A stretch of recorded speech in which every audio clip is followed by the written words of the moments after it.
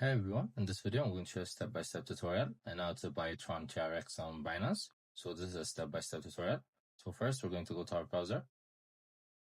Then we're going to search for Binance.com.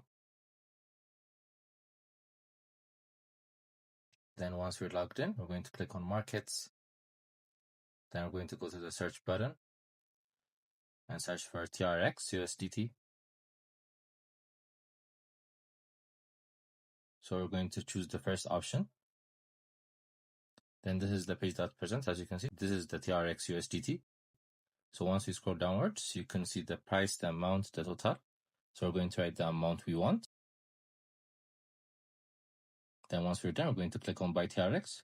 So this is how you do it.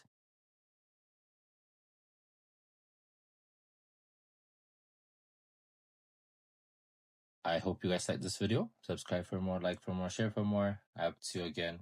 Goodbye.